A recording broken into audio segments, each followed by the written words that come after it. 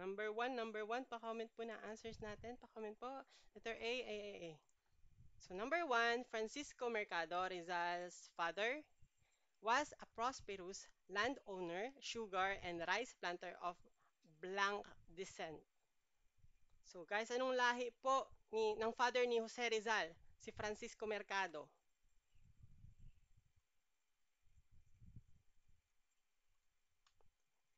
Guys, si Francisco Mercado I. Ayan, yung full name po ng father ni Jose Rizal. Siya po ay Chinese Filipino. Letter B po ang tamang sagot. Chinese Filipino po siya. Ayan, ayan po. Ayan, next question na po tayo. Next question. Pag ganitong tanungan po talaga, memorize na lang. I-memorize nyo na lang guys. Basta Chinese Filipino, yung sa father side ni Jose Rizal. Number 2 po, number 2.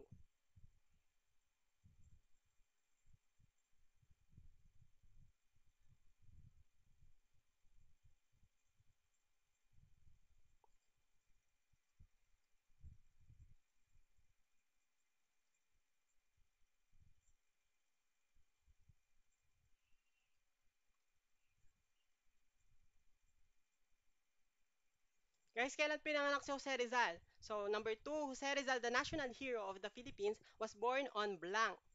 So, ito, memorize din, i-memorize nyo din to guys. Ang answer po natin, letter B. June 19, 1861.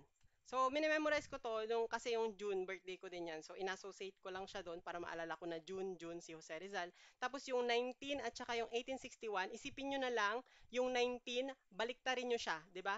Pag binaliktad nyo yung 1961, so 1961, yun na lang yung memorize nyo para maalala nyo. So, June 19, tapos baliktarin nyo yung 19, 1861. Okay, next question po tayo, number 3.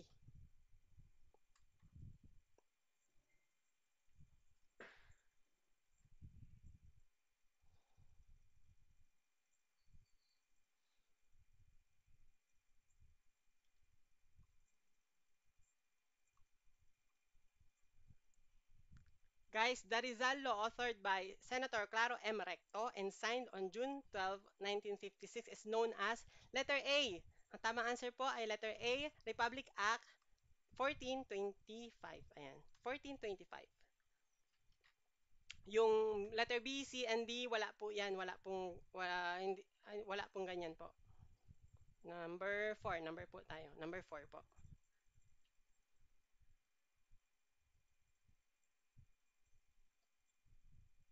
Pa-comment po ng answers natin sa number 4 po.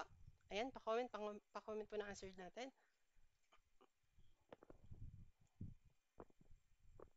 Number 4, Jose Rizal's mother, a gifted woman who greatly influenced his insights into literature, art, music, and other forms of Filipino culture was blank. So guys, ano pangalan ng mother ni Jose Rizal? Si Narcisa Rizal po ay sister niya. So, si letter A, hindi siya yung sagot. Si letter C, si Corazon Rizal, um, hindi po yan. Wala pong Corazon Rizal. Tapos yung si Leonor Rivera naman, yung letter D, ay childhood sweetheart ni Jose Rizal. Ang answer po natin, letter B. Teodora Alonso. Ayan. Next question po tayo, number 5. Number 5. So, basic lang. Ang daming nakakatama.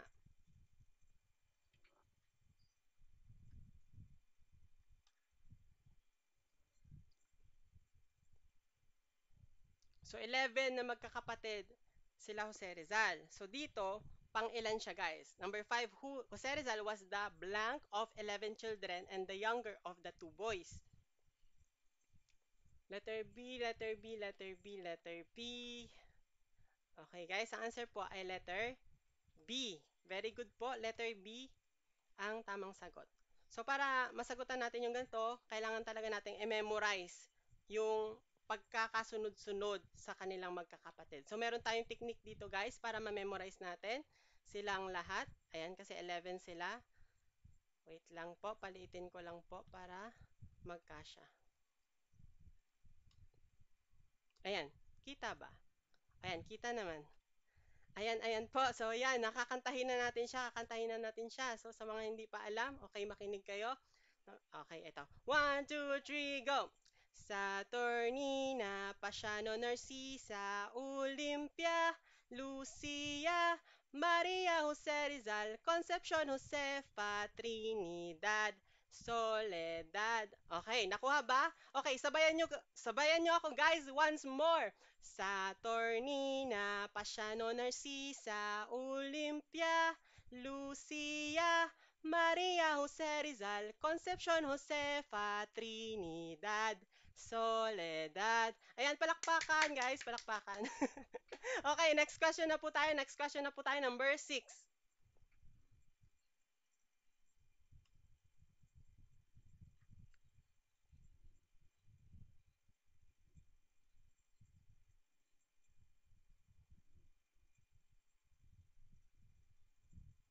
Meron yung season guys, nakalimutan kung kailan yun, parang 2023 yata. Yun yung season na ang daming lumabas na Rizal. Meron yun eh. September din yata yun. September, tas ang dami daw lumabas na Jose Rizal. So number 6, pa-comment ng answer natin. Pa-comment po, letter A, letter B, letter A. So dito lang sa number 6 sila nagkakaiba-iba.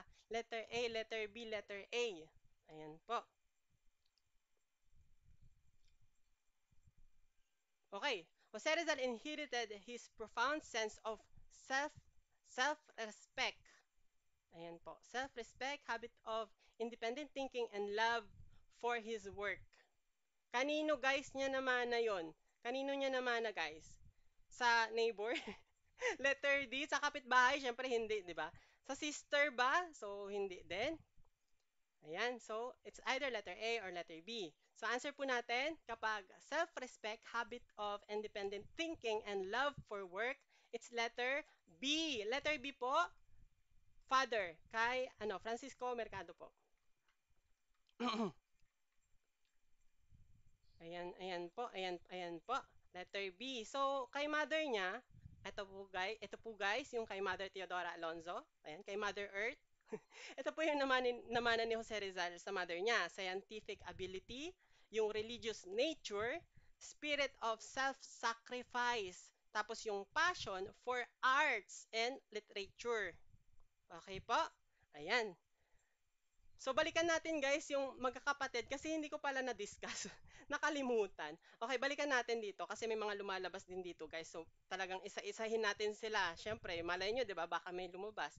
So, yung number 1, si Saturnina. Siya yung eldest, yung pinakamatanda. So, napangasawa niya si Manuel Hidalgo. Manuel Hidalgo, yung asawa niya. Tapos, involved din siya sa publication ng Tagalog translation of Noli Me Tangere. So, ang hirap. Wala kasi akong pen, guys. So, pakinggan nyo na lang, guys, ha.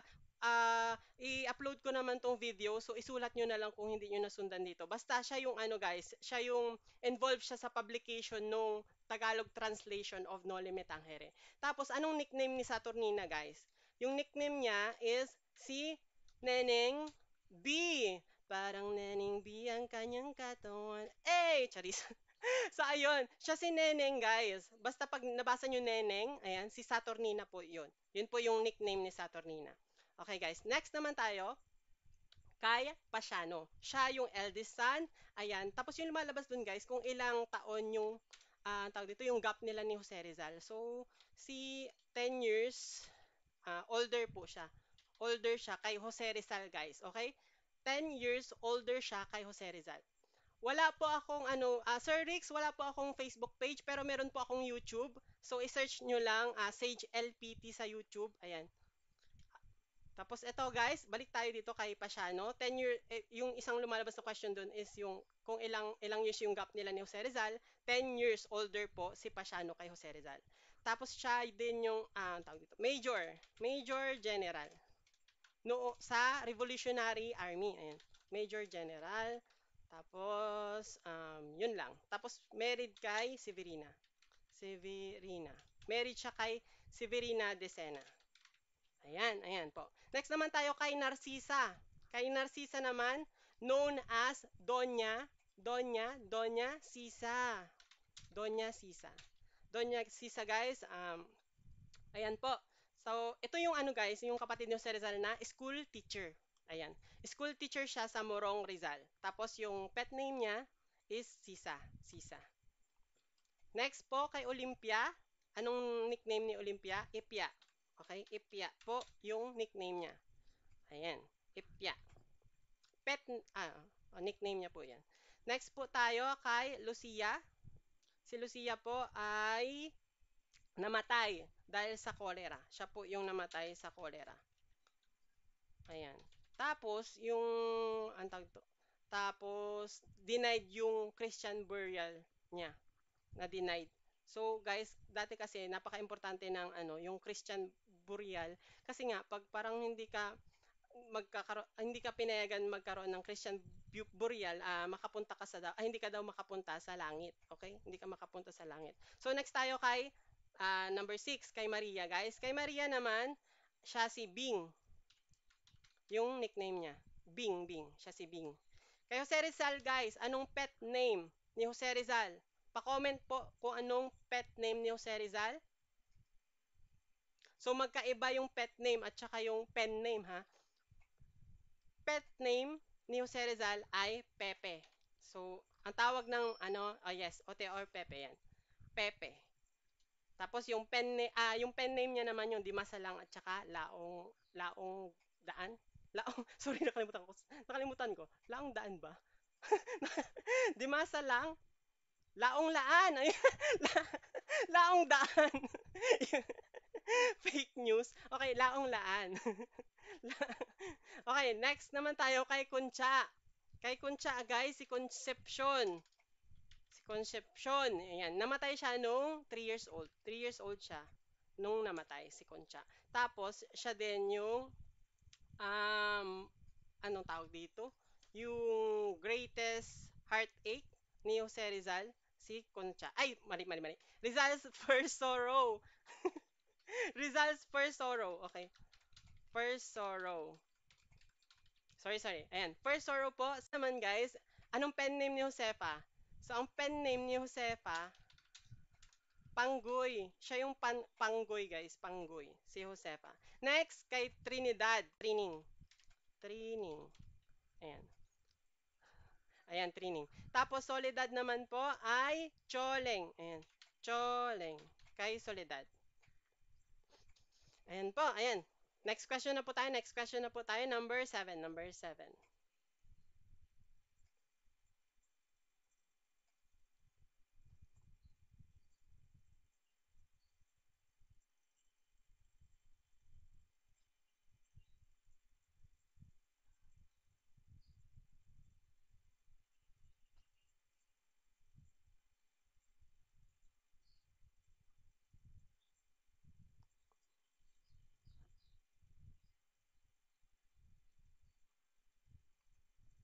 Number 7, Jose Rizal inherited his patience, love for children, frugality, and serious nature from his, saan guys? Anong ancestor po? Letter C. Ayan, letter C po.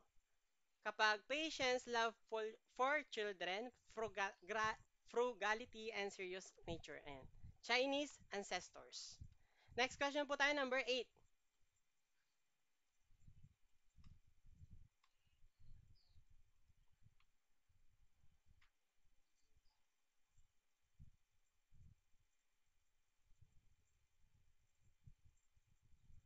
Number 8, CCC, DDD, BBB. A, ayaw nyo ba kay Segunda Katigbak? First teacher ni Jose Rizal, guys. Si Segunda Katigbak po.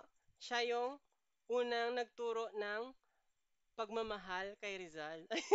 Unang pag-ibig. So, siya yung first love, si Segunda Katigbak. Ayan. First love. Siya po yung first love ni Jose Rizal. Tapos, si Leon Monroy, ayan, hindi po siya si letter C, hindi rin si letter D. So, answer po natin si letter B, yung mother niya.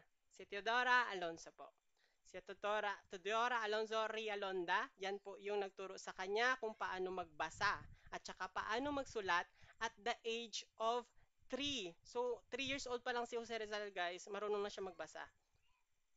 Okay, next question po tayo. Next question po tayo, number 9.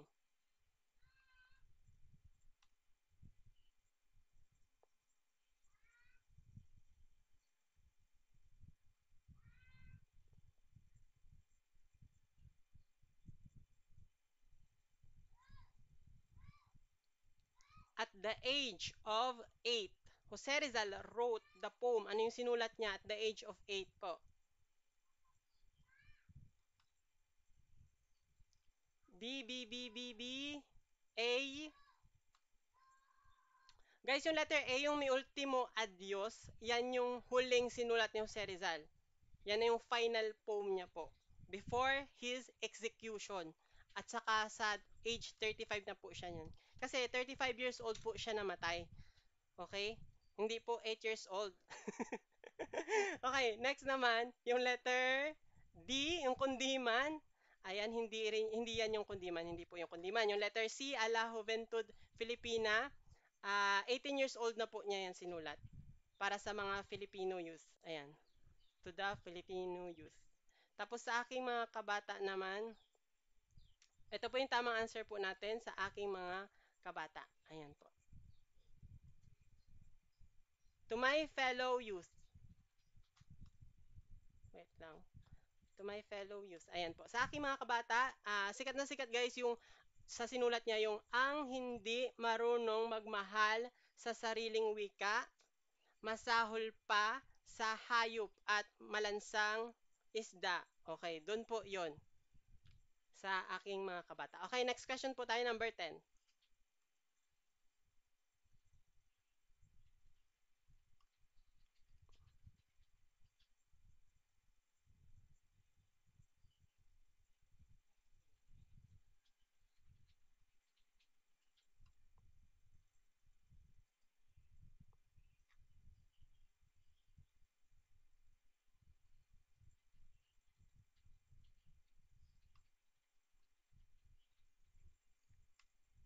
During Jose Rizal's time at Ateneo, he won a special prize in poetry. What was the title of the work? A. A la Juventud Filipina. B. Mi Ultimo Adios. C. Florante at Laura. D. Spolarium. B, B, B. So guys, ang answer po natin dito ay letter A. Letter A po. A la Juventud Filipina. Ayan po.